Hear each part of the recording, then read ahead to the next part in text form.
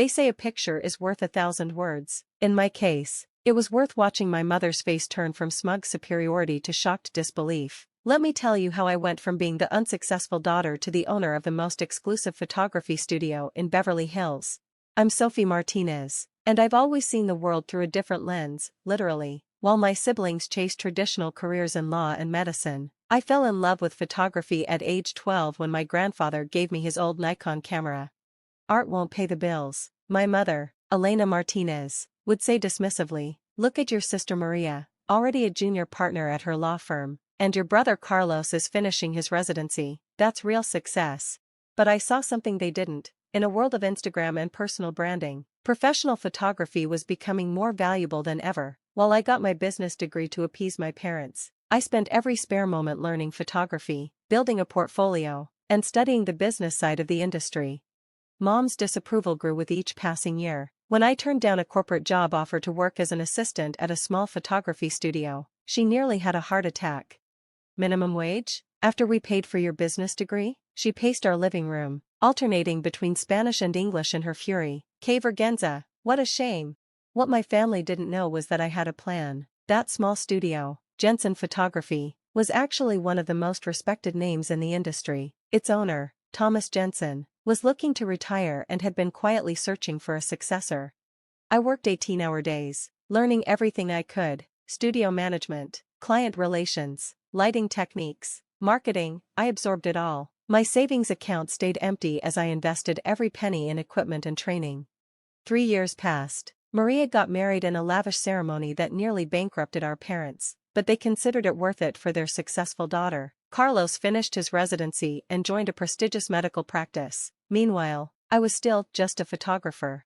Then came the moment that changed everything. Thomas called me into his office one Friday evening.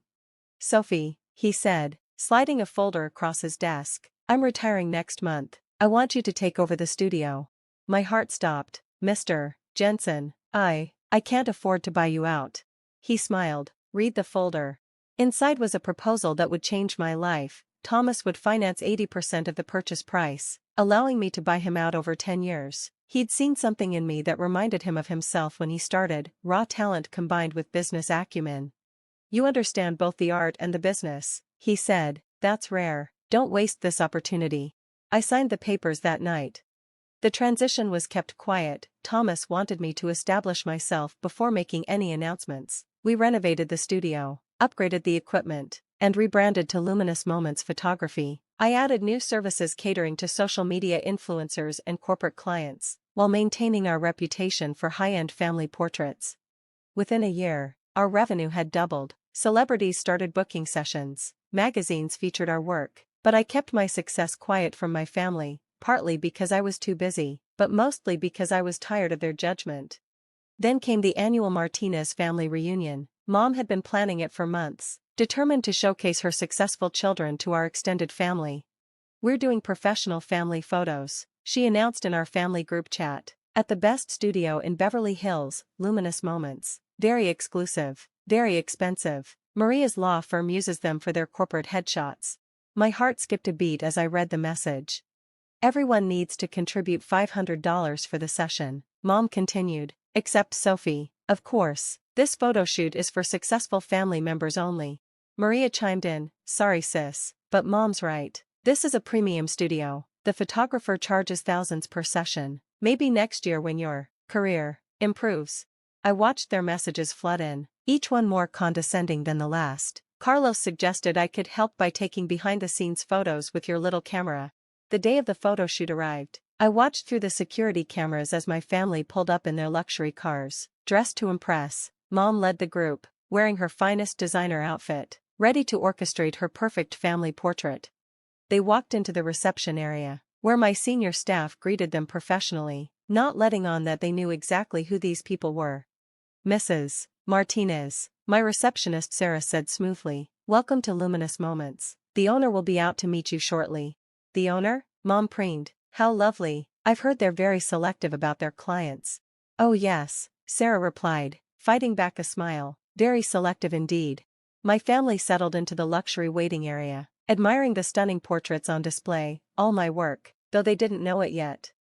"Look at these photos," Maria gushed. Sophie could never produce work at this level. That was my cue. I stepped out of my office, wearing my usual professional attire, a sleek black suit that Mom had once criticized as too expensive for a struggling photographer. The look on their faces was priceless.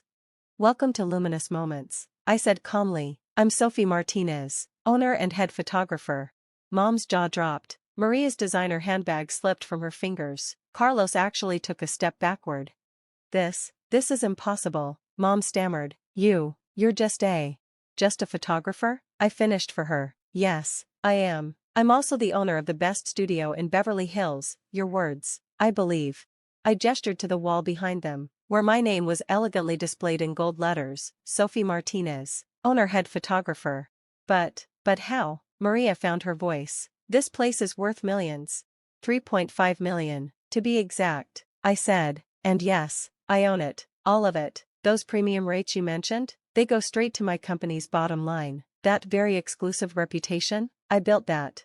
Dad, who had been quiet until now, stepped forward. "Mija, why didn't you tell us? Would you have believed me?" I asked quietly. "When have any of you ever taken my career seriously?" The silence was deafening. "Now," I continued, "all business. You've booked a family portrait session. The rate is $5,000, not $500. Someone must have misread the zeros. Shall we proceed, or would you prefer to cancel?"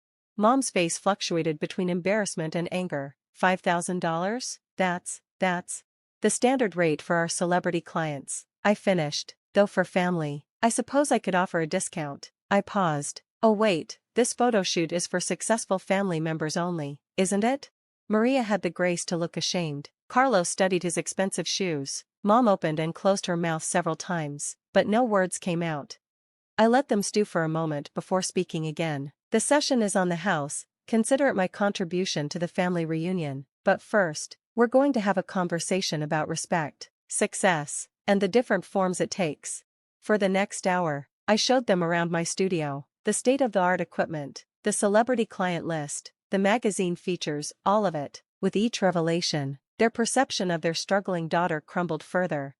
"Those wedding photos in Vogue last month?" I said, pointing to a magazine cover. "Mine. The corporate campaign that won Maria's law firm a marketing award? My work. That medical journal cover you're so proud of." "Carlos?" I shot it.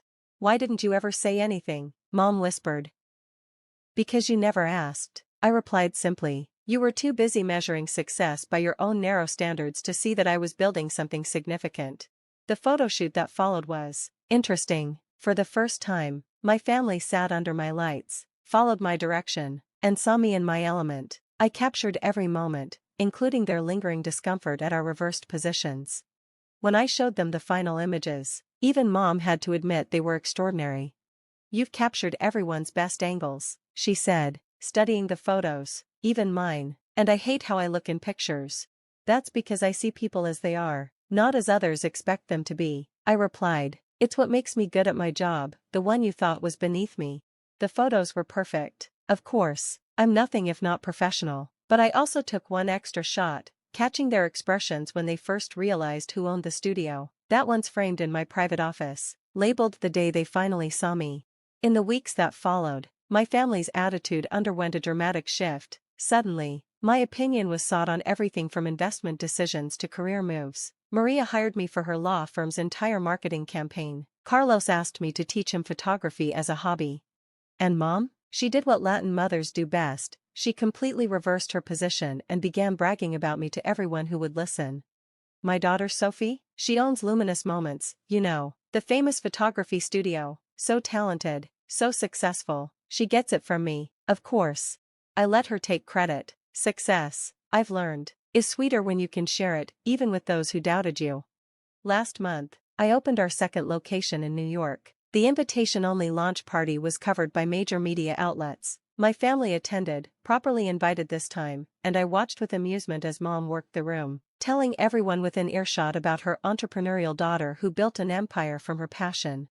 Maria pulled me aside during the party. "I'm sorry," she said quietly, "for all the times I made you feel less than. You're not just successful, you're extraordinary."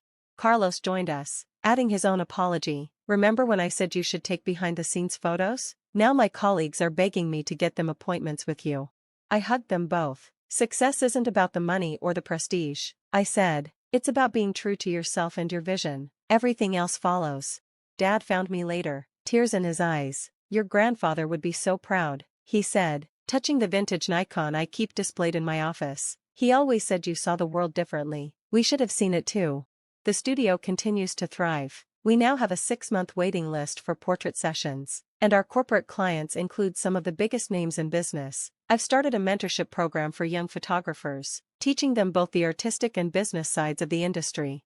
Mom still introduces me as her famous photographer daughter, but now there's real pride in her voice, not just social climbing. She's even started taking smartphone photography classes, sending me her attempts at artistic shots with endearing enthusiasm. Last week, we did another family portrait session. This time, everyone helped with the $5,000 fee, even though I offered to comp it again. We need to show we value your work, Mom insisted. As I set up the lights and positioned my family, I thought about that day when they first walked into my studio, unaware that the struggling daughter they'd excluded had built the very success they wanted to borrow. Everyone say success, I called out from behind the camera. They laughed, and in that moment, I captured something more valuable than any portrait, the image of a family who had learned that success comes in many forms, and sometimes the best picture is the one that makes you see things differently. The photo from that session hangs in our family home now, right next to my grandfather's old Nikon. Under it, Mom placed a small plaque that reads, "Sometimes the clearest vision comes through a lens others overlooked." I'm still just a photographer, but now they understand, that's exactly what I was meant to be.